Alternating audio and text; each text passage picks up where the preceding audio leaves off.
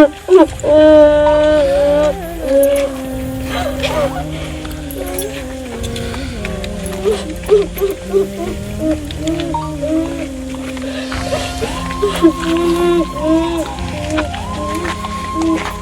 పిల్ల ఒక్కదారి కొడుకు పోయినాడు. ఇన్ని రోజులు పెట్టి దీన్ని అనుకున్నాం. ఇది కూడా ఇప్పుడు hello, welcome back Suman TV. చూడొచ్చు మీరు ప్రస్తుతం ఏదైతే కుక్క జిపిఎస్ కనెక్ట్ చేసిన తర్వాత ఒక 8 గంటల్లోనే ఇది జిపిఎస్ కనెక్ట్ చేసిన తర్వాత ఒక విచిత్రంగా మారిపోవడం జరిగింది కుక్క. అయితే దానికి సంబంధించి రాత్రి దాన్ని బంధించడం జరిగింది. ఈ రోజు మధ్యాహ్నం 2:30 గంటల ప్రాంతంలో ఒక మృత్యువాత పడడం కూడా మనం చూసాము. అయితే దీనికి సంబంధించి ఏదైనా కీలక అప్డేట్ ఇచ్చేది కుక్క అనుకుంటే దానికి అది కూడా చివరికి మాయమైపోయిందని చెప్పుకోవచ్చు. తల్లి ఆ విషయాన్ని ఆ మాట చెవిలో వినపడగానే తల్లి చాలా రోధిస్తూ కూడా ఇక్కడ మనం చూసాము. ఇందాక విజువల్స్ లో చూడొచ్చు. అయితే ఒక మహిళ బాధను అర్థం చేసుకోవాలని ఏదైతే సినీ ఫ్రేమ్ కరాటే కళ్యాణే ఉన్నారో ఇక్కడికి హైదరాబాద్ నుంచి కూడా ఇక్కడికి రావడం జరిగింది. ఈ వార్త విని నేను ఈ వారం రోజుల నుంచి కూడా ఈ వార్త వింటూ నేను చలించిపోయాను.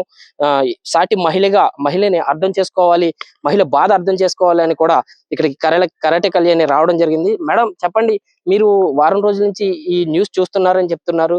ఈ రోజు ఇక్కడికి రావడం జరిగింది. ఈ వెతుక్కుంటూ ఈ తోట కూడా మనకి చెప్పచ్చు సుమారు హైదరాబాద్ కి 650 కిలోమీటర్ల దూరంలో ఈ తోట ఉంది. అయితే మీరు ఇక్కడికి రావాలని ఎలా అనిపించింది మీకు? అంటే 7 రోజులు 8 రోజులుగా చూస్తున్నానండి. నేను చూస్తూ ఇంకా నేను ఒక వేరే వర్కౌట్ ఉంది. ఆ వర్క్ కన్నా ముందు ఇది చూసుకొని అటు వెళ్దాంలే అని ఫస్ట్ వీళ్ళని చూడాలి, వీళ్ళని పరామర్శించాలని వచ్చాను. బట్ ఏంటంటే నాకు మెయిన్ వారం రోజుల నుంచి అందరిలాగే నేను ఉత్సుకతతో చూస్తున్నాను టీవీ. ఏ క్షణం ఏ అప్డేట్ వస్తుంది, నిమిషంకి ఏ టీవీలో దొరికింది, ఆ పక్కనే ఉంది, బట్టలు దొరికి ఇట్లాంటివి పెడుతుంటారు కదా తంబునేల్స్. అవి చూసి నిజం అనుకుని ప్రతిదీ ఓపెన్ చేయడం, చూడడం, వేరే రావడం. సో ఇవన్నీ చూసి తంబునేల్స్ చూసి కూడా ఆనందపడుతూ ఉన్నాం మేము. వచ్చేసింది, దొరికేసింది, పాప దొరికింది, పక్కనే తోటలో బట్టలు దొరికాయి, ఇవి దొరికాయి అంటే నిజం అనుకున్నాను. కానీ అవన్నీ కాదు. లోపల ఉండే మ్యాటర్ ఇంకా వెతుకుతున్నారు, ఇంకా కూంబింగ్ జరుగుతుంది.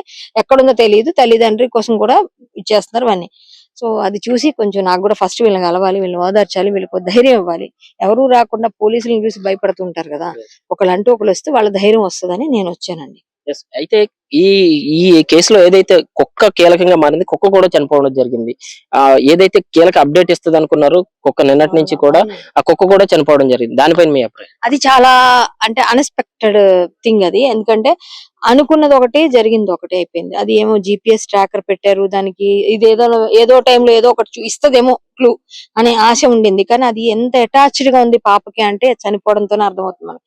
అది ఆ పాపతో ఆడుకొని మనకి మామూలుగా మూగ జీవాలకి ఎక్కువ అటాచ్మెంట్ ఉంటే అవి భోజనం కూడా చెయ్యవు.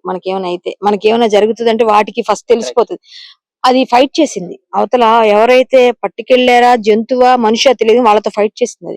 అది చేసి అలిసిపోయి ఇంకా వచ్చి అదేదో చెప్పడానికి ట్రై చేసింది, అవ్వలేదు. తర్వాత పోలీస్ వాళ్ళందరూ అంతా పట్టుకుని ఏదో పెట్టారు. మరి వెటర్నరీ డాక్టర్ ఉన్నారో లేదో తెలియదు. ఆయన ఇట్లా పట్టుకునేటప్పుడు చూసాను ఆ విజువల్ కూడా.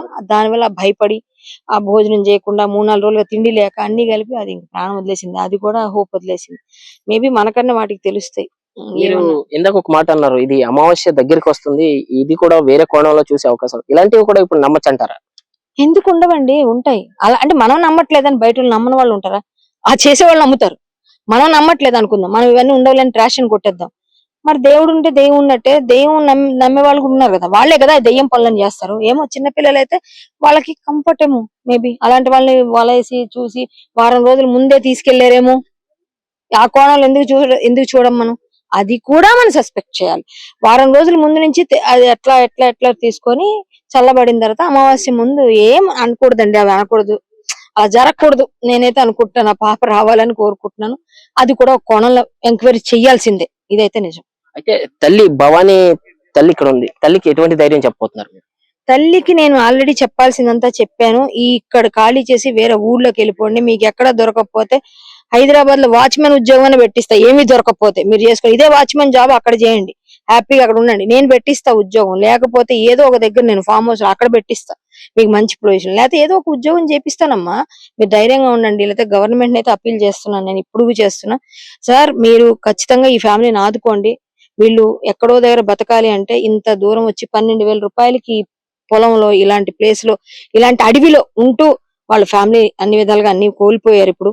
సో వాళ్ళని ఆదుకోవాలి చంద్రబాబు నాయుడు గారు, పవన్ కళ్యాణ్ గారు దీనిపైన దృష్టి సారించాలని కోరుకుంటున్నాను. నేనైతే ఏ విధమైన సహాయం కావాలని ఎప్పుడు నేను ముందుంటానని మాత్రం తెలియజేస్తాను. అయితే దీనికి సంబంధించి కరెక్ట్ కళ్యాణ్ చెప్పిన మాటలైతే ప్రభుత్వం నుంచి కూడా నేను విజ్ఞప్తి చేస్తున్నాను. ప్రభుత్వానికి కూడా ఎటువంటి పరిస్థితుల్లోనైనా కుటుంబాన్ని కాపాడాలి, మీరు ఆదుకోవాలని కూడా కరెక్ట్ కళ్యాణ్ ఇక్కడ చెప్పడం జరిగింది.